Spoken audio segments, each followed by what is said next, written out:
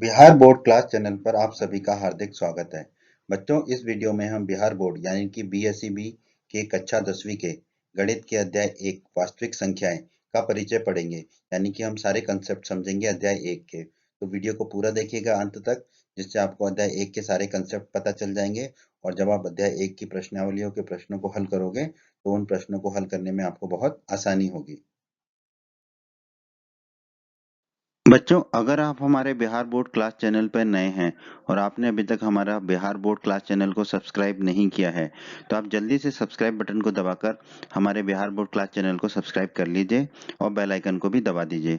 इससे आपको क्या फ़ायदा होगा कि जब भी हमारे चैनल पे कोई भी नया वीडियो आएगा तो उसका नोटिफिकेशन सबसे पहले आपको मिलेगा। और जब भी आप यूट्यूब पर कोई वीडियो सर्च करेंगे तो हमारा बिहार बोर्ड के वीडियोज़ आपको सर्च में ऊपर नज़र आने लगेंगे। बच्चों, इस अध्याय के बाकी अन्य सभी वीडियोस को देखने के लिए आप कभी भी आई बटन पर क्लिक कर सकते हैं। आई बटन पर क्लिक करने से आपको इस अध्याय के सभी वीडियोस के लिंक मिल जाएंगे। कि हमारे अध्याय का नाम है वास्तविक संख्याएं। ठीक है, तो पहले हम वास्तविक संख्याओं के बारे में जान लेते हैं। दोस्तों, कक्षा 9 का अध्याय 1 संख्या पद्धति, ठीक है, उसमें भी हमने वास्तविक संख्याओं के बारे में पढ़ा था। ठीक है, हमारा एक वीडियो कक्षा 9 के अध्याय 1 के परिचय संख्या पद्धति के परिचय पर भी है। आप उसे भी अवश्य देखें, उससे आपको ये अध्याय समझने में बहुत आसानी होगी। ठीक है, तो वास्तविक संख्याएं दो प्रकार की होती हैं, परिमेय संख्या और अपरिमेय संख्या। ठीक है, तो अब हम परिमेय संख्या और अपरिमेय संख्या क्या है उनको जान लेते हैं।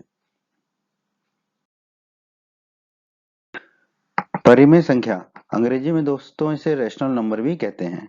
ठीक है, तो संख्या r को परिमेय संख्या कहा जाता है यदि इसे p बटे q के रूप में लिखा जा सकता हो, जहां पर p और q पूर्णांक है और q का मान शून्य नहीं है। ठीक है, तो एक ऐसी संख्या जिसे p बटे q के रूप में लिख सकते हैं। ठीक है, और p और q क्या है, पूर्णांक है। पूर्णांक जैसे कि 5, 7, 8 इत्यादि पूर्णांक के बारे में भी अभी हम आगे इसी वीडियो में पढ़ेंगे। ठीक है, तो पी और क्यू पूर्णांक है। पूर्णांक क्या होता है वो अभी दोबारा से हम देखेंगे इस वीडियो में। ठीक है, पर अगर किसी संख्या को p बटा q के रूप में लिखा जा सकता हो तो ऐसी संख्या कहलाती है हमारी परिमेय संख्या। ठीक है, अब परिमेय संख्या का एक गुण देख लेते हैं कि एक परिमेय संख्या का दशमलव प्रसार या तो शांत होता है या अशांत होता है, तो अशांत आवर्ती होता है। ठीक है, तो अगर हम p बटा q से भाग दे दें p को, ठीक है, तो वो जो परिमेय संख्या का दशमलव प्रसार होगा या तो वो शांत होगा, खत्म हो जाएगा कहीं पर, और अगर अशांत होगा तो आवर्ती होगा। ठीक है, आवर्ती मतलब कि एक बार बार अपने आप को वो है रिपीट करेगा। ठीक है, बार बार अपने आप को दोहराएगा वो। ठीक है, तो इसको भी हम आगे देखेंगे कि शांत और आवर्ती क्या होता है, अशांत आवर्ती क्या होता है। ठीक है, तो कुछ उदाहरण देख लेते हैं हम परिमेय संख्या के, जैसे कि 2/7, -7/9, 1/3। ठीक है, -25/1। ठीक है, आप कहेंगे इसको तो -25 भी लिख सकते हैं। ठीक है, लेकिन परिमेय संख्या की परिभाषा के हिसाब से p बटा q के रूप में लिख सकते हो, तो बटे में हमने 1 कर दिया। 8/4, इसको भी आप बोल सकते हैं कि 2 है। ठीक है, बिल्कुल सही बात है, लेकिन परिमेय संख्या के लिए इसे हमने p बटे q के रूप में लिख दिया। ठीक है, इत्यादि इत्यादि, ये सब उदाहरण है हमारे परिमेय संख्या के, क्योंकि इन सब संख्याओं को हमने p बटे q के रूप में लिखा है, जहां पर p और q पूर्णांक है और q का मान शून्य नहीं है। जो संख्या परिमेय नहीं होंगी वो संख्या क्या होंगी, अपरिमेय संख्याएं। ठीक है, अंग्रेजी में कहेंगे इरेशनल नंबर्स। ठीक है, तो जो भी संख्या परिमेय संख्या नहीं है वो होती है अपरिमेय संख्या। अब इसकी परिभाषा देख लेते हैं। संख्या s को अपरिमेय संख्या कहा जाता है यदि इसे p बटा q के रूप में ना लिख सकें। ठीक है, जहां पर p और q पूर्णांक है और q का मान शून्य नहीं है। ठीक है, तो कोई भी संख्या है जिसे हम p बटे q के रूप में नहीं लिख सकते तो वो संख्या क्या कहलाती है, हमारी अपरिमेय संख्या। ठीक है, कुछ उदाहरण देख लेते हैं, जैसे कि √2, √3, √5। ठीक है, इत्यादि, पाई। ठीक है, तो इन सबको हम p बटा q के रूप में नहीं लिख सकते। ठीक है, √2, √3, √5 का तो आपको पता है, पर पाई के लिए आप कहेंगे कि इसको तो हम 22/7 लिख सकते हैं। पर दोस्तों हमेशा के लिए याद रख लो, पाई का जो शुद्ध मान है वो 22/7 भी नहीं है। ठीक है, हम बस अपनी सुविधा के लिए प्रश्नों को हल करने के लिए 22/7 ले लेते हैं, इसलिए पाई हमारी अपरिमेय संख्या है। पाई का मान, शुद्ध मान 22/7 नहीं है। ठीक है, पाई का शुद्ध मान आज तक किसी को ज्ञात नहीं हुआ है। ठीक है, हम अपनी सुविधा के लिए 22/7 ले लेते हैं, और जब इसको लोग हल करते हैं तो 3.14 इत्यादि प्राप्त होता है। तो आप याद रखिए, पाई जो है एक अपरिमेय संख्या है।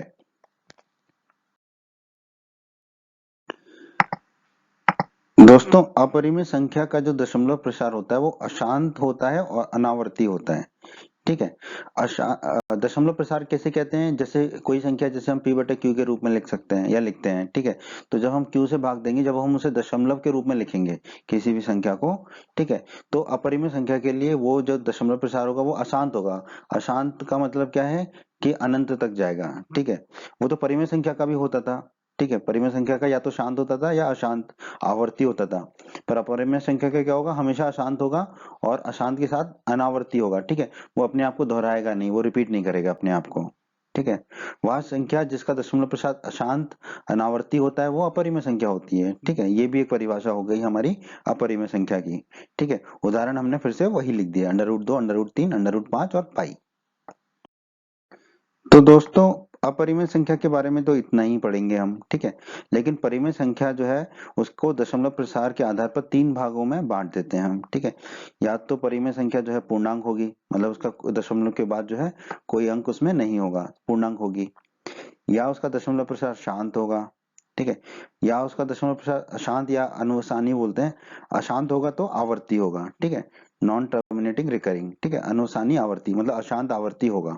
ठीक है। तो परिमेय संख्या या तो पूर्णांक होगी या उसका दशमलव प्रसार शांत होगा, और अगर उसका दशमलव प्रसार अशांत है तो वो आवर्ती होगा। ठीक है। अपने आप को दोहराएगा।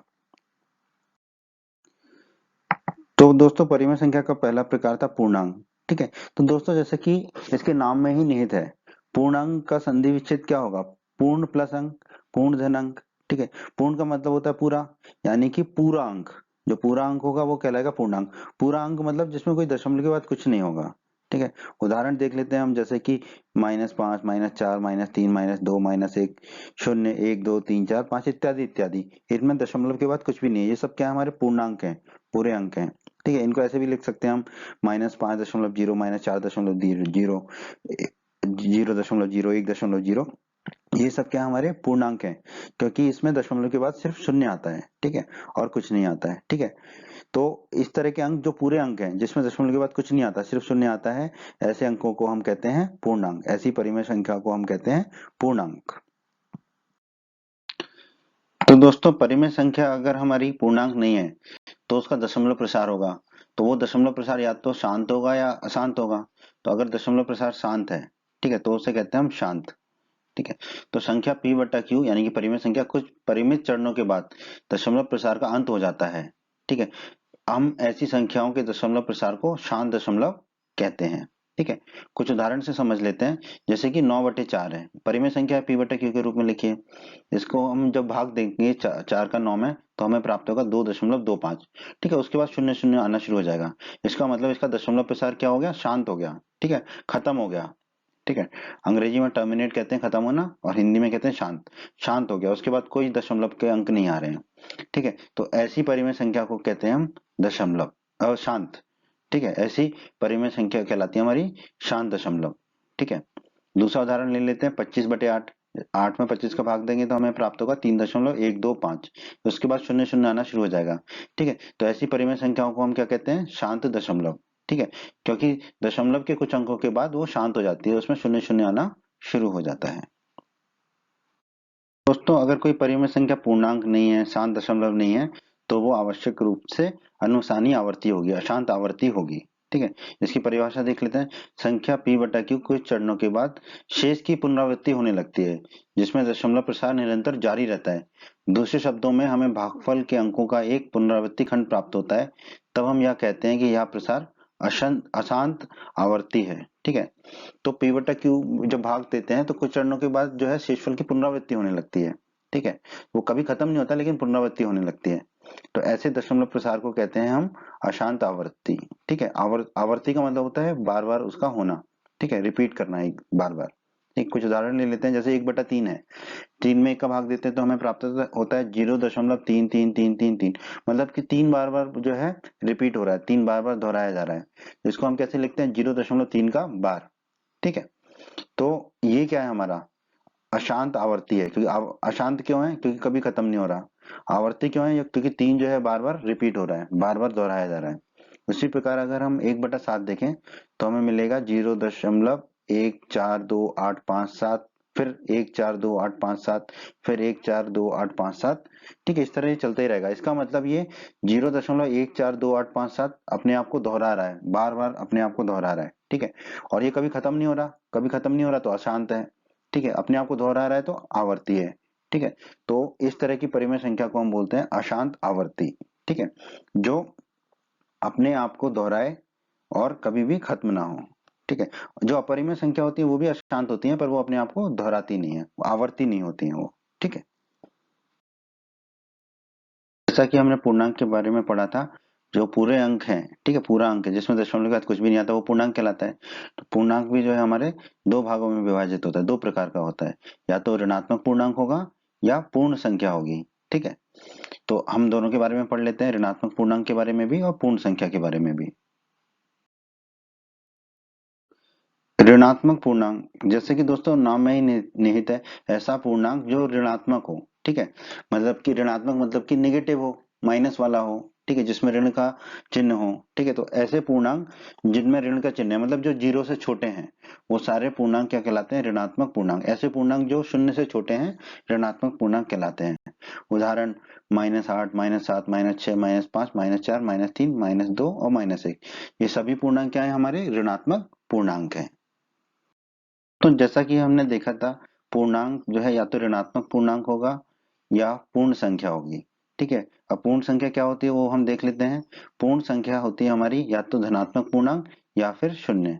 ठीक है, शून्य होगा या धनात्मक पूर्णांक। धनात्मक पूर्णांक के बारे में भी अभी हम देखेंगे, पर जैसा कि नाम में ही निहित है, ऐसा पूर्णांक जो कि धनात्मक है। ठीक है, धनात्मक मतलब पॉजिटिव, मतलब कि धन के चिन्ह वाला। ठीक है, जो जो पूर्णांक धनात्मक है, ठीक है, वो पूर्णांक कहलाता है हमारा धनात्मक पूर्णांक। ठीक है, ऐसे पूर्णांक जो शून्य से बड़े हैं। ठीक है, तो सारे पूर्णांक जो शून्य से बड़े हैं और शून्य, ये सब मिलके बनाते हैं हमारी पूर्ण संख्या। ठीक है, तो ये परिभाषा याद रखिएगा, आपको भविष्य में काम आएगी। बच्चों, अगर आप हमारे बिहार बोर्ड क्लास चैनल पर नए हैं और आपने अभी तक हमारा बिहार बोर्ड क्लास चैनल को सब्सक्राइब नहीं किया है, तो आप जल्दी से सब्सक्राइब बटन को दबाकर हमारे बिहार बोर्ड क्लास चैनल को सब्सक्राइब कर लीजिए और बेल आइकन को भी दबा दीजिए। इससे आपको क्या फायदा होगा कि जब भी हमारे चैनल पे कोई भी नया वीडियो आएगा तो उसका नोटिफिकेशन सबसे पहले आपको मिलेगा, और जब भी आप यूट्यूब पर कोई वीडियो सर्च करेंगे तो हमारा बिहार बोर्ड के वीडियोज आपको सर्च में ऊपर नजर आने लगेंगे। बच्चों, इस अध्याय के बाकी अन्य सभी वीडियोस को देखने के लिए आप कभी भी आई बटन पर क्लिक कर सकते हैं। आई बटन पर क्लिक करने से आपको इस अध्याय के सभी वीडियोस के लिंक मिल जाएंगे। तो दोस्तों, जैसा कि अभी हमने जाना, ये जो पूर्ण संख्या है हमारी, पूर्ण संख्या, ये किस किस से मिलकर बनी होती है? दो चीजों से, या तो शून्य होता है इसमें या धनात्मक पूर्णांक होता है। ठीक है, अब दोस्तों धनात्मक पूर्णांक को ही हम प्राकृत संख्या भी कहते हैं। तो ये हमेशा के लिए याद कर लो अपने जिंदगी भर के लिए कि प्राकृत संख्या क्या होती है? धनात्मक पूर्णांक। अंग्रेजी में नेचुरल नंबर्स कहते हैं। तो अगर कोई नेचुरल, नेचुरल मतलब प्राकृत, ठीक है, नेचर मतलब होता है प्रकृति, नेचुरल मतलब प्राकृत। ठीक है, तो नेचुरल नंबर्स कौन से होते हैं? हमारे धनात्मक पूर्णांक। प्राकृत संख्या क्या होती है? हमारी धनात्मक पूर्णांक। ठीक है, तो ये हमेशा के लिए याद कर लीजिए। तो दोस्तों, शून्य तो शून्य ही होगा। ठीक है, शून्य मतलब कि शून्य, जीरो, जिसे अंग्रेजी में जीरो कहते हैं। ठीक है, एक अंक है। ठीक है, जिसकी बाईं तरफ जो है ऋणात्मक संख्याएं होती हैं और दाईं तरफ धनात्मक संख्याएं होती हैं। ठीक है, तो शून्य होता है हमारा, जिसे अंग्रेजी में जीरो कहते हैं। संख्या या धनात्मक पूर्णांक, तो दोस्तों जैसे हमने ऋणात्मक पूर्णांक के बारे में पढ़ा था, ऐसे पूर्णांक जिनके आगे ऋण का चिन्ह लगा होगा, ठीक है, या जो शून्य से छोटे होंगे, ऋणात्मक पूर्णांक कहलाते हैं। तो उसी प्रकार धनात्मक पूर्णांक क्या होंगे? ऐसे पूर्णांक जिनके आगे धन का चिन्ह लगा होगा, पर धन का चिन्ह हम लगाते नहीं है। ठीक है, तो ऐसे पूर्णांक जो शून्य से बड़े होंगे और वो जो पूर्णांक होंगे वो कहलाएंगे हमारे धनात्मक पूर्णांक। ठीक है, और इनको हम दूसरे नाम से भी पुकारते हैं, जो उनका दूसरा नाम है प्राकृत संख्याएं। ठीक है, जैसे कि आप लोगों के भी दो नाम होते हैं। ठीक है, एक घर का नाम, ठीक है, और एक कक्षा का नाम, विद्यालय में नाम। ठीक है, जैसे घर का नाम आपका हो सकता है टिल्लू, ठीक है, बिल्लू, कुछ भी। ठीक है, और आपका आपके जो विद्यालय है उसमें आपका नाम कुछ और हो सकता है, जैसे कि पंकज, मनोज, आशीष इत्यादि। ठीक है, तो उसी प्रकार इनके भी नाम दो दो नाम है, जैसे प्राकृत संख्याएं और धनात्मक पूर्णांक। ठीक है, तो प्राकृत संख्याओं ही जो है वो धनात्मक पूर्णांक होती हैं। कुछ उदाहरण देख लेते हैं हम, जैसे कि 1 2 3 4 5 6 7 8 इत्यादि इत्यादि। ये सब हमारे धनात्मक पूर्णांक या प्राकृत संख्याओं के उदाहरण है दोस्तों। दोस्तों अभी तक हमने ये देखा कि वास्तविक संख्याएं जो होती हैं वो या तो परिमेय होंगी या अपरिमेय होंगी। ठीक है, परिमेय संख्या वो होगी जिसे p बटा q के रूप में लिख सकते हैं, और अपरिमेय संख्या वो होगी जिसे p बटे q के रूप में नहीं लिख सकते। ठीक है, अपरिमेय संख्या 3 प्रकार की होंगी, या तो वो पूर्णांक होंगी, ठीक है, पूरे अंक होंगे, दशमलव के बाद कुछ भी नहीं होगा, और अगर दशमलव के बाद कुछ होगा तो या तो वो शांत होगा, मतलब कुछ अंकों के बाद जो है उसमें भी शून्य आना शुरू हो जाएगा, और अगर वो कुछ अंकों के बाद शून्य आना शुरू नहीं होता है तो वो अशांत या अनुसानी आवर्ती होगा। ठीक है, आवर्ती मतलब अपने आप को बार बार जो है वो दोहराएगा। ठीक है, और जो अपरिमेय संख्या होती है उसके बारे में हमने पढ़ा था, वो अशांत अनावर्ती होती है। ठीक है, अशांत भी होती है, मतलब कि दशमलव के बाद वो अंक रुकते नहीं है और अपने आप को दोहराते भी नहीं है। ठीक है, पूर्णांक भी दो तरह के होते हैं हमारे, ऋणात्मक पूर्णांक या पूर्ण संख्या। ठीक है, ऋणात्मक पूर्णांक हमने पढ़ा है, जो पूर्णांक ऋण के साथ हैं, ऋण के चिन्ह के साथ हैं, वो ऋणात्मक पूर्णांक। और पूर्ण संख्या होती है या तो वो शून्य होगा या धनात्मक पूर्णांक होगा। ठीक है, धनात्मक पूर्णांक को हम प्राकृत संख्या भी कहते हैं। दोस्तों इस अध्याय में हम प्रमेयिका के बारे में पढ़ेंगे। प्रमेयिका किसे कहते हैं? ठीक है, अंग्रेजी में इसे लेमा कहते हैं। ठीक है, तो दोस्तों प्रमेयिका एक सिद्ध किया हुआ कथन होता है। ठीक है, इसे अन्य कथन को सिद्ध करने में प्रयोग करते हैं। ठीक है, तो प्रमेयिका अब पहले से ही सिद्ध किया हुआ एक कथन है। ठीक है, तो ये प्रमेय से थोड़ा सा अलग होता है। ठीक है, प्रमेय को हम हमेशा सिद्ध करते हैं। ठीक है, लेकिन प्रमेय का एक सिद्ध किया हुआ कथन होता है। ठीक है, ये एक कथन होता है जो पहले से सिद्ध किया हुआ है। ठीक है, और हम इस कथन को, ठीक है, अन्य कथन को सिद्ध करने में प्रयोग करते हैं। तो ये होती है प्रमेयिका की परिभाषा। ठीक है, प्रमेयिका एक सिद्ध किया हुआ कथन होता है और इसे एक अन्य कथन को सिद्ध करने में प्रयोग करते हैं। दोस्तों अब हम पढ़ेंगे यूक्लिड विभाजन प्रमेयिका के बारे में। अभी हमने जाना था प्रमेयिका किसे कहते हैं, जो एक सिद्ध किया हुआ कथन होता है। ठीक है, तो यूक्लिड विभाजन प्रमेयिका को हम पढ़ेंगे। इसे आपके अध्याय में, अध्याय 1 में प्रमेय 1.1 के रूप में दिया हुआ है। ठीक है, तो यही आपकी प्रमेय 1.1 है। ठीक है, क्या कहता है यूक्लिड विभाजन प्रमेयिका? दो धनात्मक पूर्णांक मान लेते हैं a और b दिए रहने पर ऐसी अद्वितीय पूर्ण संख्याएं q r विद्यमान है। ठीक है, तो दो धनात्मक पूर्णांक हैं, ठीक है, a और b, और ऐसी अद्वितीय, अद्वितीय मतलब यूनिक होता है अंग्रेजी में। ठीक है, मतलब कि उनके ऐसा कोई और नहीं होगा। क्यू आर जो है यो यूनिक होंगी, अद्वितीय होंगी। ठीक है, तो ए और बी में क्या रिलेशन है, क्या संबंध है? ए बराबर बी क्यू धन आर होता है। ठीक है, जहां पर जो आर है वो बी से छोटा है, परंतु शून्य के बराबर भी हो सकता है, शून्य भी हो सकता है वो, और शून्य से बड़ा भी हो सकता है। ठीक है, जो आर है, ठीक है, तो वो शून्य से बड़ा भी हो सकता है और शून्य भी हो सकता है, परंतु वो बी से निश्चित रूप से छोटा होगा। ठीक है, तो ये कैसे आता है इसको अब हम समझ लेते हैं। यूक्लिड विभाजन प्रमेय किसे कहते हैं? ए बराबर बी क्यू धन आर, जहां पर आर जो है शून्य या शून्य से बड़ा है और परंतु बी से छोटा है। तो अब हम इसको समझ लेते हैं कि ये कैसे आया। तो दोस्तों हम यूक्लिड विभाजन प्रमेय को समझ लेते हैं। ठीक है, आप लोग दोस्तों जानते ही हो, भाज्य बराबर होता है भाजक गुणा भागफल धन शेषफल। ठीक है, इसको थोड़ा सा समझ लेते हैं हम। जैसे कि मान लेते हैं हमें a बटा b दिया हुआ है 19/15। ठीक है, तो अब हम 19 में 5 का भाग देके देखते हैं क्या प्राप्त होता है हमको। ठीक है, तो हमने ये बना लिया। अब 19 में हम किसका भाग देंगे? 5 का। तो ठीक है, तो 19 में 5 का भाग देंगे तो कितनी बार जा सकता है? 3 बार, 5 तिया 15। ठीक है, तो यहाँ हमने लिख दिया 3 और यहाँ लिख दिया 15। अब 19 में से 15 को घटाएंगे तो हमें प्राप्त होगा 4। तो अब हम इन संख्याओं को जान लेते हैं, इनका नाम क्या है। ठीक है, जिसमें हमने भाग दिया था, ठीक है, बड़ी संख्या जो ऊपर थी, ठीक है, उसे हम कहते हैं भाज्य। ठीक है, जिसमें हम भाग देते हैं वो होती है हमारी भाज्य। ठीक है, उसे यहाँ मान लिया हमने a। ठीक है, और जिससे हमने भाग दिया था, ठीक है, वो होता है भाजक। ठीक है, जिससे भाग देते हैं, जो नीचे होती है बट्टे में, वो होता है भाजक। ठीक है, जो ऊपर होता है वो होता है भाज्य, जो नीचे होता है वो होता है भाजक। ठीक है, और भाग देने के बाद जो हमें मिला, ठीक है, भाग उसे कहते हैं भागफल। ठीक है, तो भाग देने के बाद जो फल मिला वो क्या कहलाता है? भागफल। ठीक है, उसे हमने दर्शा दिया क्यू से। ठीक है, जितनी बार अधिकतर बार भाग गया वो कहलाता है भाग। भाग देने के बाद जो फल प्राप्त हुआ वो हो गया भागफल। ठीक है, और जो बच गया वो क्या है? रह गया शेष। तो इसको, शेष को क्या कह देंगे हम? शेषफल। ठीक है, जो बच गया वो हो गया हमारा शेषफल। ठीक है, आर। ठीक है, अब हम इसको देख लेते हैं कि कैसे लिखेंगे। भाज्य जो है वो किसके बराबर होगा? भाजक गुणा भागफल धन शेषफल। ठीक है, अब आप यहाँ पर देखिए 19 किसके बराबर होगा, 5 गुणा 3 धन 4, यही होगा। 5 गुणा 3 15 धन 4 19। ठीक है, तो 19 आ जाएगा हमारा। 19 बराबर 5 गुणा 3 धन 4। ठीक है, तो यानी कि भाज्य बराबर हो जाएगा भाजक गुणा भागफल धन शेषफल। ठीक है, भाज्य को लिखा था हमने ए, ठीक है, भाजक को लिखा था बी, भागफल को क्यू और शेषफल को आर। तो ए बराबर हो गया हमारा बी क्यू धन आर। ठीक है, तो कोई भी संख्या है, कोई भी परिमेय संख्या को हम ए बटा बी के रूप में या पी बटा क्यू के रूप में लिख सकते हैं। ठीक है, तो फिर जब हमने ए बटा बी के रूप में लिख दिया, ठीक है, तो ए हमारा क्या हो जाएगा, बी क्यू धन आर। ठीक है, जहां पर क्यू क्या है हमारा भागफल है और आर क्या है शेषफल है।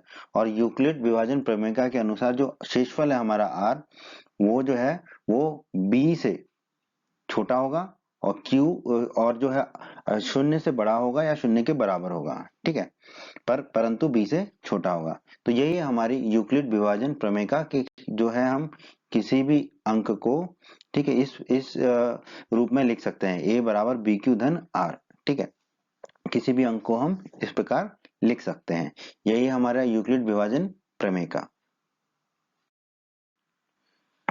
दोस्तों एल्गोरिदम, ठीक है, हम जानते हैं एल्गोरिदम जो है अंग्रेजी का ही शब्द है। ठीक है, इसको बहुत ज्यादा प्रयोग किया जाता है कंप्यूटर्स पे जो काम करते हैं, उन जो कंप्यूटर पे प्रोग्राम बनाते हैं, ठीक है, जो सॉफ्टवेयर में काम करते हैं, वो लोग एल्गोरिदम का बहुत इस्तेमाल करते हैं। ठीक है, तो एल्गोरिदम होती क्या है, ठीक है, हिंदी में हम इसे बोलते हैं कलन विधि। ठीक है, तो एल्गोरिदम या कलन विधि सुपरिभाषित चरणों की एक श्रृंखला होती है। मतलब चरणों की एक श्रृंखला है और वो श्रृंखला क्या सुपरिभाषित है, मतलब बहुत अच्छे से परिभाषित है वो चरणों की श्रृंखला, जो एक विशेष प्रकार की समस्या को हल करने की एक प्रक्रिया या विधि प्रदान करती है। ठीक है, वो जो चरणों की श्रृंखला होती है वो एक प्रकार की समस्या को हल करने की प्रक्रिया या विधि हमें प्रदान करती है। ठीक है, तो ये जो एल्गोरिथम्स है, इनको जो सॉफ्टवेयर बनाते हैं, जो कंप्यूटर पे काम करते हैं, वो लोग बहुत इस्तेमाल करते हैं। ठीक है, तो जैसे कि इसमें क्या होगा, चरण 1 होगा, चरण 2 होगा, चरण 3, चरण 4, कितने भी चरण हो सकते हैं, पर ये चरण क्या होंगे, सुपरिभाषित होंगे। ठीक है, और जो चरण होंगे वो क्या करेंगे, एक विशेष प्रकार की समस्या को हल करने की प्रक्रिया या विधि प्रदान करेंगे। ठीक है, अब जैसे कि इसको उदाहरण समझ लीजिए, जैसे कि एक एल्गोरिथम है। ठीक है, आपको क्रिकेट खेलने जाना है बाहर दोस्तों के साथ। ठीक है, पर आपको पता नहीं है कि दोस्त कोई खेल रहा है कि नहीं। ठीक है, तो आप क्या करते हैं, आप अपने घर से निकलते हैं, ठीक है, मैदान में जाते हैं। ठीक है, अगर कोई दोस्त खेल रहा होता है तो आप भी खेलने लग जाते हैं, अगर कोई दोस्त नहीं खेल रहा होता तो आप घर वापस आ जाते हैं। ठीक है, तो ये क्या है, ये चरण है। ठीक है, कि अगर कोई दोस्त खेल रहा है तो आप भी खेलने लग जाओगे उसके साथ, और नहीं खेल रहा है तो आप वापस आ जाओगे। ठीक है, तो इस तरह के बहुत से उदाहरण है। ठीक है, तो ये जो एल्गोरिथम शब्द है, इसका इस्तेमाल हम इस अध्याय में करने वाले हैं। हिंदी में इसे कलन विधि भी कहते हैं। और ये क्या है, सुपरिभाषित चरणों की एक श्रृंखला है, जो एक विशेष प्रकार की समस्या को हल करने की एक प्रक्रिया या विधि हमें प्रदान करती है। यूक्लिड विभाजन एल्गोरिथम। ठीक है दोस्तों, तो यूक्लिड विभाजन एल्गोरिथम जो है वो दो धनात्मक पूर्णांकों का एचसीएफ परिकलित करने की एक तकनीक है। ठीक है, मतलब यूक्लिड विभाजन एल्गोरिथम से हम दो धनात्मक पूर्णांकों का एचसीएफ ज्ञात करते हैं। ठीक है, ठीक है, इस विधि के द्वारा जो है हम दो धनात्मक पूर्णांकों का एचसीएफ ज्ञात करते हैं। किस विधि के द्वारा, यूक्लिड विभाजन एल्गोरिथम के द्वारा। ठीक है दोस्तों, आपको याद होगा कि दो धनात्मक पूर्णांकों जैसे कि ए और बी का जो एचसीएफ है, वो वहां सबसे बड़ा पूर्णांक डी होता है, जो ए और बी दोनों को पूर्णतः पूरी तरह विभाजित कर देता है। ठीक है, अभी हम एचसीएफ के बारे में और आगे पढ़ेंगे इसी वीडियो में। ठीक है दोस्तों, यूक्लिड विभाजन एल्गोरिथम या कलन विधि को यूक्लिड विभाजन प्रमेयिका पर आधारित है। जो यूक्लिड विभाजन एल्गोरिथम है हमारी, इसमें हम यूक्लिड विभाजन प्रमेयिका का ही उपयोग करते हैं। ठीक है, तो कई बार यूक्लिड विभाजन एल्गोरिथम को यूक्लिड विभाजन प्रमेयिका भी कह दिया जाता है, या यूक्लिड विभाजन प्रमेयिका को यूक्लिड विभाजन एल्गोरिथम भी कह देते हैं। ठीक है, परंतु सत्य तो यह है कि यूक्लिड विभाजन एल्गोरिथम में हम यूक्लिड विभाजन प्रमेयिका का उपयोग करते हैं। ठीक है, तो आपको ये समझ में आ गया होगा कि यूक्लिड विभाजन प्रमेयिका का उपयोग किया जाता है कहाँ पर, यूक्लिड विभाजन एल्गोरिथम में। और यूक्लिड यूक्लिड विभाजन एल्गोरिथम का उपयोग हम कहाँ करते हैं, दो धनात्मक पूर्णांकों का एचसीएफ ज्ञात करने के लिए। यूक्लिड विभाजन एल्गोरिथम। ठीक है दोस्तों, ये एल्गोरिथम है, इसका मतलब ये क्या है, सुपरिभाषित चरणों की श्रृंखला होगी और इससे जो है हम किसी समस्या का हल निकालेंगे। ठीक है, तो यूक्लिड विभाजन एल्गोरिथम में हमें क्या निकालते हैं, दो धनात्मक पूर्णांकों का एचसीएफ निकालते हैं। तो यूक्लिड विभाजन एल्गोरिथम क्या हो गया, दो धनात्मक पूर्णांकों का एचसीएफ निकालने का एक चरणबद्ध श्रृंखला हो गई। ठीक है, चरणों की सुपरिभाषित श्रृंखला हो गई। ठीक है, तो इसमें चरण होंगे, ठीक है, जिनके द्वारा हम दो धनात्मक पूर्णांकों का एचसीएफ ज्ञात करेंगे। ठीक है, तो मान लेते हैं कि दो धनात्मक पूर्णांक सी और डी है, जिसमें सी बड़ा है और डी छोटा है, उसका हमें एचसीएफ ज्ञात करना है। ठीक है, तो हमें जो नीचे चरण दिए उनका अनुसरण करना होगा। ठीक है, चरण एक, सी और डी के लिए यूक्लिड विभाजन प्रमेय का, ठीक है, एल्गोरिथम नहीं, प्रमेय का प्रयोग करेंगे। ठीक है, और हम ऐसे क्यू आर ज्ञात करेंगे कि जो सी बराबर डी क्यू धन आर आ जाए हमारा। ठीक है, ठीक है, तो C बड़ा है और D छोटा है। अब हम C बराबर ऐसे लिखेंगे कि डी क्यू धन R हो जाए, और R क्या होगा हमारा यहाँ पर, R जो है हमारा D से छोटा होगा और शून्य से बड़ा होगा या शून्य के बराबर होगा। ठीक है, R क्या होता है हमारा, शेषफल होता है, Q क्या होता है हमारा, भागफल होता है। ठीक है, तो चरण दो में अब हम देखेंगे चरण एक को करने के बाद क्या हमें R शून्य प्राप्त हो रहा है। अगर हमें यहाँ पर R शून्य प्राप्त होता है तो D ही क्या होगा हमारा, C और D का एचसीएफ होगा। तो जो D है वही C और D का एचसीएफ होगा। परंतु यदि R जो शेषफल है वो शून्य नहीं है, तो फिर हम D और R के लिए, ठीक है, यूक्लिड विभाजन प्रमेय का प्रयोग करेंगे। ठीक है, चरण एक में हमने किसके लिए किया था, C और D के लिए। लेकिन चरण दो में यदि R शून्य नहीं मिलता है तो फिर हम यूक्लिड विभाजन प्रमेय का प्रयोग किसके लिए करेंगे, D और R के लिए। अब आप देखिए यहाँ पर D बड़ा होगा और R छोटा होगा। ठीक है, इस तरह से हम अपने चरणों को करते जाएंगे। कब तक करेंगे, जब तक करेंगे, जब तक इस प्रक्रिया को जारी रखेंगे जब तक हमें शेषफल R शून्य ना प्राप्त हो जाए। और जब हमें शेषफल R शून्य प्राप्त हो जाता है तो इसी स्थिति में जो भाजक प्राप्त होता है वही हमारा वांछित एचसीएफ होता है। ठीक है, जब हमें शेषफल शून्य मिल जाता है, ठीक है, उस स्थिति में जो भाजक होता है, ठीक है, जिससे हम भाग देते हैं, ठीक है, वही हमारा क्या होता है, वांछित एचसीएफ होता है। ठीक है, तो ये है यूक्लिड विभाजन एल्गोरिथम। ठीक है, तो यूक्लिड विभाजन एल्गोरिथम पर आधारित सवालों को हम प्रश्नावली 1.1 में हल करेंगे। वहां से आपको यूक्लिड विभाजन एल्गोरिथम और अच्छे से समझ में आ जाएगी।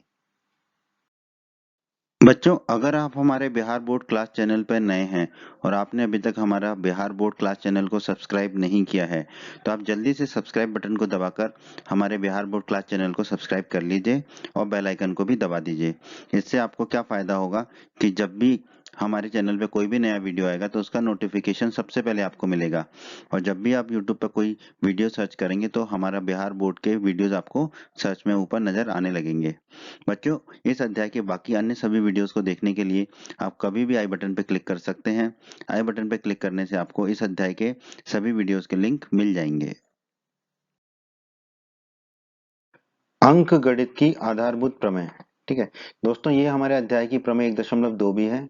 ठीक है, ये प्रमेय क्या कहती है, प्रत्येक भाज्य संख्या को, भाज्य संख्या मतलब जिस संख्या में भाग जा सकता है, ठीक है, अभाज्य संख्याओं के एक गुणनफल के रूप में व्यक्त किया जा सकता है। ठीक है, तो कोई भी भाज्य संख्या है उसको हम सभी अभाज्य संख्याओं के गुणनफल के रूप में व्यक्त कर सकते हैं, मतलब उसके जो गुणनफल होंगे वो सिर्फ अभाज्य संख्याएं होंगी। ठीक है, ये कहती है हमारी प्रमेय 1.2 या अंक गणित की आधारभूत प्रमेय। ठीक है, तथा क्या कहती है, यह गुणनखंड अभाज्य गुणनखंडों के आने वाले क्रम के बिना अद्वितीय होगा। ठीक है, अगर हम उसके क्रम को छोड़ दें तो ये अद्वितीय गुणनखंड होंगे हमारे। ठीक है, इसको हम एक उदाहरण से समझ लेते हैं। ठीक है, जैसे कि 3825। ठीक है, तो ये एक भाज्य संख्या है। ठीक है, अब हम इसके देख लेते हैं क्या गुणनखंड हमें मिलते हैं। तो 3825 में हम किसका भाग दें, 3 का। क्यों, क्योंकि अगर हम इसको जोड़ें, 3 और 8 11, 11 और 2 13 और 5 18, 18 में 3 का भाग जाता है। ठीक है, तो इसमें 3 का भाग जाएगा। ठीक है, 3 का भाग जाएगा तो हमें कितना मिलेगा, 1275। ठीक है, 3 का भाग दीजिए 1 मिलेगा, 8 में 3 का भाग देंगे 2 मिलेगा, 8 में फिर क्या बच जाएगा, 2 शेषफल, तो 2 और 2 22 हो जाएगा, 22 में 3 का भाग देंगे तो 7 मिलेगा, एक शेषफल बचेगा। ठीक है, तो 1 और 5 में 3 का भाग देंगे तो 5 मिलेगा। अब ये फिर देखिए इनको जोड़ते हैं, 1 और 2 3, 3 और 7, 3 और 7 हमारा होता है 10, 10 और 5 15, इस 15 में 3 का भाग जाता है तो यहाँ पर भी 3 का भाग चला जाएगा। ठीक है, और 3 चौक 12, ठीक है, तो 4 आ जाएगा। ठीक है, फिर 3 दूनी 6, 6 आ गया, 1 बचा, 1 और 5 15, तो 5 15। ठीक है, आ गया। अब इसमें देखिए किसका भाग जा सकता है, अभाज्य संख्या ही देखनी है हमें। ठीक है, भाज्य नहीं देखनी, अभाज्य ही देखनी है। ठीक है, 4 और 2 6 और 5 11, 3 का तो नहीं जाएगा, 4 तो भाज्य संख्या है, 5 का जाएगा क्योंकि अंत में 5 आ रहा है। ठीक है, तो 5 से भाग दे लेते हैं। ठीक है, 8 पंजे 40, तो 8 आ जाएगा। ठीक है, 2 बचेगा और 5 बचेगा, 5 25, तो यहाँ 5 आ गया। ठीक है, अब इसमें 5 आ रहा है आखिरी में, तो इसमें फिर से 5 का भाग चला जाएगा, तो 5 का भाग दे देंगे। ठीक है, तो 5 एकम 5, 3 बचेगा, 3 और 5 35, 5 सत्ते 35, तो 17 आ गया। ठीक है, अब 17 हम जानते हैं जो है, 17 में किसी का भी भाग नहीं जाता, 17 एक अभाज्य संख्या है, तो यहाँ 17 से ही भाग देना पड़ेगा, तो हमें 1 मिलेगा। तो ये हमारे गुणनखंड आ गए 3825 के। ठीक है, ये गुणनखंड आ गए, तो हमने लिख दिया 3825 को 3 गुणा 3 गुणा 5 गुणा 17। ठीक है, अब आप देखिए 3 3 5 5 17, ये सब क्या है, अभाज्य संख्याएं हैं। ठीक है, इसको और हल कर लेते हैं। 3 गुणा 3 है तो 3 की घात 2, 5 गुणा 5 है तो 5 की घात 2, और 17 तो एक ही है, बार लिखा है तो 17। अब आप देखिए जो इसके गुणनखंड आ रहे हैं भाज्य संख्या के, वो किस रूप में आ रहे हैं, अभाज्य संख्याओं के गुणनफल के रूप में। ठीक है, तो यही कहती है हमारी अंकगणित की आधारभूत प्रमेय, जो आपकी प्रमेय 1.2 है। प्रत्येक भाज्य संख्या को अभाज्य संख्याओं के एक गुणनफल के रूप में व्यक्त किया जा सकता है। महत्तम समापवर्तक, अंग्रेजी में कहते हैं एचसीएफ, हाईएस्ट कॉमन फैक्टर। ठीक है, तो एचसीएफ कैसे निकालना है दोस्तों, या एचसीएफ क्या होता है ये हम जान लेते हैं। ठीक है, दो धनात्मक पूर्णांक ए और बी का महत्तम समावर्तक एचसीएफ वह सबसे बड़ी पूर्णांक होता है जो ए और बी दोनों को पूर्णतः विभाजित कर देता है। ठीक है, तो ए और बी का एचसीएफ निकालना है, तो ए और बी का एचसीएफ क्या होगा, वो संख्या, वो सबसे बड़ी संख्या होगी जो ए और बी दोनों को पूरी तरह विभाजित कर दे, यानी कि कुछ भी शेषफल ना बचे। ठीक है, तो ये कैसे निकालते हैं हम, संख्याओं में प्रत्येक उभयनिष्ठ, ठीक है, जो संख्याएं उनका गुणनखंड करेंगे, और उन गुणनखंड में जो उभयनिष्ठ अभाज्य गुणनखंड होंगे, उसकी जो सबसे छोटी घात होगी, उसका जो गुणनफल होगा वही संख्याओं का एचसीएफ होगा। उदाहरण से एक समझ लेते हैं इसको, जैसे कि अगर हमसे कहा जाए 510 और 92 का एचसीएफ निकालिए, तो हम पहले 510 के गुणनखंड कर लेंगे। ठीक है, 510 में 2 का भाग देंगे तो हमें मिलेगा 255, 255 में हम 3 का भाग देंगे तो हमें मिलेगा 85, 85 में हम 5 का भाग देंगे तो हमें मिलेगा 17, 17 में तो हमें 17 का ही भाग देना है तो हमें मिलेगा 1, तो हमें 510 के गुणनखंड मिल गए 2 3 5 17, तो हमने लिख दिया 510 बराबर 2 गुणा 3 गुणा 5 गुणा 17। अब हम 92 के गुणनखंड निकाल लेते हैं। ठीक है, दूसरी संख्या के 92 में 2 का भाग देंगे तो हमें मिलेगा 46, 46 में 2 का भाग देंगे तो हमें मिलेगा 23, 23 में 23 का ही भाग देना पड़ेगा तो हमें मिलेगा 1। ठीक है, तो 92 के गुणनखंड हो गए 2 गुणा 2 गुणा 23। ठीक है, तो हम लिख देंगे 92 बराबर 2 गुणा 2 गुणा 23। ठीक है, अब 2 गुणा 2 को क्या लिख देंगे, 2 की घात 2, तो 92 हो जाएगा 2 की घात 2 गुणा 23। ठीक है, अब देखिए एचसीएफ क्या होता है, संख्याओं में प्रत्येक उभयनिष्ठ अभाज्य गुणनखंड की सबसे छोटी घात। अब इनमें देखते हैं कि उभयनिष्ठ, उभयनिष्ठ मतलब कॉमन, कॉमन कौन कौन से अभाज्य गुणनखंड है। ठीक है, तो इसमें 2 है, 92 में, 510 में भी 2 है। ठीक है, अब इसकी सबसे छोटी घात क्या है, 510 में 2 की घात 1 है और 92 में 2 की घात 2 है, तो हमें लेना उभयनिष्ठ अभाज्य गुणनखंड की छोटी घात, यानी कि 2 ले लेंगे। ठीक है, फिर देखिए फिर कुछ कॉमन आ रहा है, उभयनिष्ठ आ रहा है, 3 510 में है पर 92 में नहीं है, 5 510 में है पर 92 में नहीं है, 17 510 में है पर 92 में नहीं है, और जो 23 है जो 92 में है वो 510 में नहीं है, तो और भी और कुछ उभयनिष्ठ या कॉमन नहीं आ रहा है। तो हमारा एचसीएफ क्या होगा, उभयनिष्ठ अभाज्य गुणनखंड की सबसे छोटी घात, यानी कि यहाँ पर 2 जो है वो उभयनिष्ठ है। ठीक है, दोनों में, और उसकी छोटी घात क्या है, 1, यानी कि 2, तो हमारा एचसीएफ आ गया 2। एचसीएफ के बाद दोस्तों हम पढ़ लेते हैं एलसीएम के बारे में। एलसीएम मतलब लघुत्तम समापवर्त। ठीक है, तो दो धनात्मक पूर्णांक ए और बी का एलसीएम उस सबसे छोटी धनात्मक पूर्णांक संख्या को कहते हैं जो ए और बी दोनों से पूर्णतः विभाजित हो जाए। ठीक है, एचसीएफ में सबसे बड़ी वो संख्या हम ढूंढ रहे थे जो ए और बी दोनों को विभाजित कर दे, और एलसीएम में हम सबसे छोटी संख्या को ढूंढ रहे हैं जिससे जो ए और बी दोनों से पूर्णतः विभाजित हो जाए। ठीक है, ए से भी विभाजित हो जाए और बी से भी विभाजित हो जाए, ऐसी सबसे छोटी संख्या।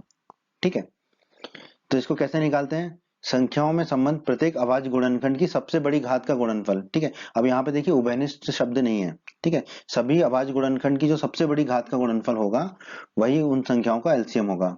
इसको एक उदाहरण से समझ लेते हैं।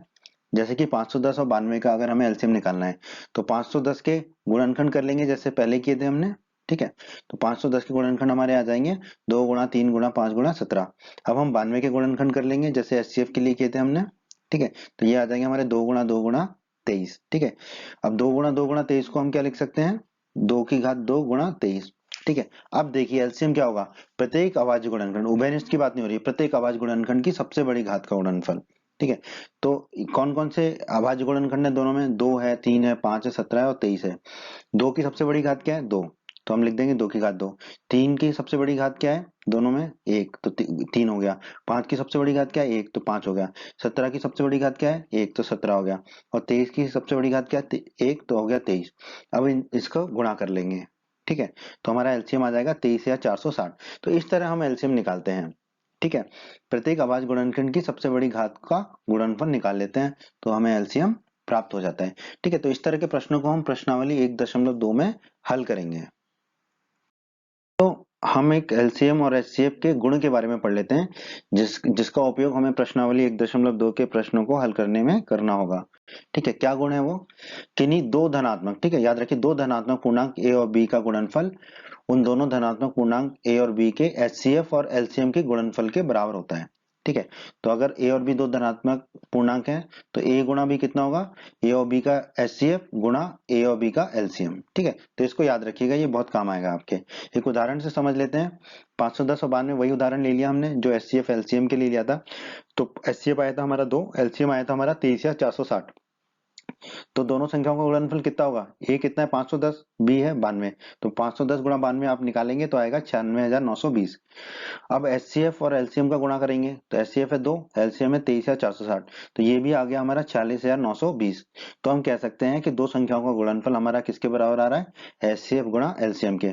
तो आप याद रखिएगा ये गुण है एलसीएम और एचसीएफ का दो धनात्मक पूर्णांकों के लिए, तीन के लिए नहीं है, सिर्फ दो के लिए, कि उन दोनों धनात्मक पूर्णांकों का गुणनफल किसके बराबर होगा, उनके एचसीएफ और एलसीएम के गुणनफल के बराबर होता है। ठीक है, तो इसको याद रखिएगा, इससे हमारे बहुत से प्रश्न हल होंगे। 1.3 प्रमेय 1.3 कहती है, मान लीजिए p एक अभाज्य संख्या है और अगर p जो है a के वर्ग a स्क्वायर को विभाजित करती है तो p जो है a को भी विभाजित करेगी, जहां एक a जो है एक धनात्मक पूर्णांक है। ठीक है, तो इस प्रमेय को जो है हम अलग से इसको इसको हल करेंगे, इसको सिद्ध करेंगे, इसका हमारा अलग से वीडियो है प्रमेय 1.3 का और सभी प्रमेय का। ठीक है, तो उस वीडियो में आप देख सकते हैं कि इस प्रमेय को हम कैसे हल करेंगे। अभी के लिए बस इतना समझ लीजिए कि p एक अभाज्य संख्या है और अगर p a के वर्ग को विभाजित करती है तो p जो है a को भी विभाजित करेगी। ठीक है, प्रमेय 1.3 का बहुत उपयोग होगा आपकी प्रश्नावली 1.3 के प्रश्नों को हल करने में। प्रमेय 1.4 कहती है अंडर रूट 2 जो है वो एक अपरिमेय संख्या है। ठीक है, प्रमेय 1.4 को हमने हमारी प्रमेय 1.4 के वीडियो में सिद्ध किया है, तो आप हमारी प्रमेय 1.4 का वीडियो अवश्य देखें, या सभी प्रमेय के वीडियो में भी आपको इसका सिद्ध मिल जाएगा, इसकी उत्पत्ति मिल जाएगी। ठीक है, इस तरह की प्रमेय को देखने के बाद आप प्रश्नावली 1.3 को हल करेंगे तो आपको प्रश्नों को हल करने में बहुत आसानी आएगी। 1.5, ठीक है, प्रमेय 1.5 का भी हमारा अलग से वीडियो है जहां पर हमने इसको प्रमेय को उदाहरण से समझा है, तो आप हमारा प्रमेय 1.5 का वीडियो या सभी प्रमेय का वीडियो अवश्य देखें। ठीक है, यहाँ पे हम इतना समझ लेते हैं, मान लीजिए x एक परिमेय संख्या है जिसका दशमलव प्रसार शांत है। ठीक है, x एक परिमेय संख्या है और उसका दशमलव प्रसार क्या है, शांत है। ठीक है, तो x को हम p और q के रूप में व्यक्त कर सकते हैं क्योंकि x क्या है, परिमेय संख्या है, तो x को p और q के रूप में तो व्यक्त कर ही सकते हैं। ठीक है, और ऐसी संख्या जिसका दशमलव प्रसार शांत है। ठीक है, ये हमें दिया गया है। ठीक है, और यहाँ पर p और q क्या होंगे, सहअभाज्य। सहअभाज्य का मतलब होता है दोस्तों कि उसमें कुछ भी कॉमन नहीं है। ठीक है, मतलब कुछ भी कटेगा नहीं। ठीक है, जैसे कि 3/7, ठीक है, इत्यादि, मतलब उसमें कुछ भी कॉमन नहीं होगा। ठीक, कुछ भी मतलब सब कुछ काट पीटने के बाद हमें p और q मिलेंगे। ठीक है, तो p और q क्या है हमारे, सहअभाज्य। सहअभाज्य के बारे में भी आप जान लीजिए, सहअभाज्य होता है कि जिसमें कुछ भी कॉमन ना हो, उभयनिष्ठ ना हो। ठीक है, तो ऐसे केस में क्या होगा, q का जो अभाज्य गुणनखंड होगा वो 2 की घात n गुणा 5 की घात m के रूप का होगा। ठीक है, अब इसको दोबारा से देखिए। ठीक है, x एक परिमेय संख्या है, परिमेय संख्या है तो p बटे q के रूप में व्यक्त कर सकते हैं, जिसका दशमलव प्रसार शांत है। ठीक है। तो Q के जो अभाज्य गुणनखंड होंगे वो 2 गुणा n, 2 की घात n गुणा m की 5 की घात m के रूप में होगा। 2 की घात n गुणा 5 की घात m के रूप में होगा। ठीक है। और n और m यहाँ पे क्या होंगे? ऋणोत्तर पूर्णांक। ऋणोत्तर पूर्णांक का मतलब है कि शून्य या धनात्मक पूर्णांक। ठीक है, मतलब ऋणात्मक पूर्णांक को छोड़ के, ऋणोत्तर मतलब ऋणात्मक पूर्णांक को छोड़ के। ठीक है। तो Q जो होगा उसके अभाज्य गुणनखंड सिर्फ इसके रूप में होंगे, सिर्फ और सिर्फ 2 की घात कुछ हो सकता है, शून्य भी हो सकती है, 1 2 3 कुछ भी, और 5 की घात भी शून्य भी हो सकती है, कुछ भी हो सकती है, 1 2 3 भी हो सकती है। लेकिन इन दोनों के अलावा उसके कोई अभाज्य गुणनखंड नहीं होंगे Q के। ठीक है, ये प्रमेय 1.5 कहती है। 1.6 दोस्तों, प्रमेय 1.5, 1.6 और 1.7 इन तीनों प्रमेयों का प्रयोग है प्रश्नावली 1.4 के प्रश्नों को हल करने के लिए। ठीक है। अब प्रमेय 1.6 का भी हमने अलग से वीडियो बनाया हुआ है जिसमें हमने इसको उदाहरण से समझाया हुआ है। ठीक है। पर हम यहाँ पर बेसिक बेसिक समझ लेते हैं कि प्रमेय 1.6 कहती क्या है। प्रमेय 1.6 जो है दोस्तों, प्रमेय 1.5 का विलोम है। ठीक है। प्रमेय 1.6 क्या कहती है? मान लीजिए x बराबर p बटा q एक परिमेय संख्या है। ठीक है, जहां पर p और q सहअभाज्य, सहअभाज्य मतलब उसमें कुछ भी कॉमन नहीं है, कुछ भी उभयनिष्ठ नहीं है। ठीक है। और q के अभाज्य गुणनखंड यदि इस रूप में हमें मिल जाते हैं, 2 की घात n और 5 की घात m। ठीक है, इसका मतलब क्या है कि q के अभाज्य गुणनखंड और कोई रूप में नहीं होंगे, मतलब 2 की घात के रूप में होंगे या 5 की घात के रूप में होंगे या दोनों की घात के रूप में होंगे, और कुछ नहीं होंगे, 3 7 इत्यादि 11 13 कुछ नहीं होगा। ठीक है, सिर्फ 2 की घात और 5 की घात के रूप में अगर है, यहाँ पर n और m क्या है? ऋणोत्तर पूर्णांक, मतलब कि n और m की संख्या शून्य या शून्य से अधिक है। ठीक है, तो अगर ऐसा है, क्योंकि अभाज्य गुणनखंड अगर हमें 2 की घात n या और 5 की घात m, ठीक है, इस रूप में मिलते हैं, तो हम कह सकते हैं x का जो दशमलव प्रसार है वो क्या होगा? शांत होगा। ठीक है, तब हम ऐसा कह पाएंगे। प्रमेय 1.5 में बिल्कुल इसका उल्टा था, हमें x का दशमलव प्रसार शांत दिया हुआ था, तब हम कह रहे थे कि अगर x का दशमलव प्रसार शांत है तो q के अभाज्य गुणनखंड इस रूप में होंगे। ठीक है, और प्रमेय 1.6 में हम कह रहे हैं कि q के अभाज्य गुणनखंड 2 की घात n और 5 की घात m के रूप में है, तो हम कह पा रहे हैं कि फिर x का दशमलव प्रसार जो है वो शांत होगा। ठीक है, तो 1.5 और 1.6 प्रमेय एक दूसरे का विलोम है। प्रमेय 1.7 दोस्तों, इसका हमारा अलग से वीडियो भी है जिसमें हमने इसको उदाहरण के साथ समझाया है। ठीक है, और सभी प्रमेय में भी आपको प्रमेय 1.7 मिल जाएगी। प्रमेय 1.7 क्या कहती है? मान लीजिए x बराबर p बटा q है, और एक क्या है, और ये क्या है? हमारी एक परिमेय संख्या है। ठीक है, x हमारी एक परिमेय संख्या है, यहाँ पर p और q सहअभाज्य है। ठीक है, और अगर q का अभाज्य गुणनखंड यहाँ पे 2 की घात n और 5 की घात m के रूप में नहीं है, नहीं को देखिए यहाँ पर नहीं है, इस रूप में नहीं है। ठीक है, जहां पर n और m जो है ऋणोत्तर पूर्णांक है, ऋणोत्तर पूर्णांक का मतलब होता है कि वो शून्य या उससे अधिक है। ठीक है, ऋण नहीं है। ठीक है, n का जो मान, n और m का मान है शून्य या उससे अधिक होगा। ठीक है, तो ऐसे केस में क्या होगा? x का जो दशमलव प्रसार आएगा वो क्या होगा? अशांत आवर्ती होगा। ठीक है, अगर q के अभाज्य गुणनखंड 2 की घात n और 5 की घात m के रूप में नहीं है, मतलब उनमें कोई और भी गुणनखंड है, जैसे कि 3 7 11 13 इत्यादि इत्यादि, मतलब 2 और 5 के अलावा भी गुणनखंड है q के। ठीक है, तो x का दशमलव प्रसार क्या होगा? अशांत होगा और आवर्ती होगा।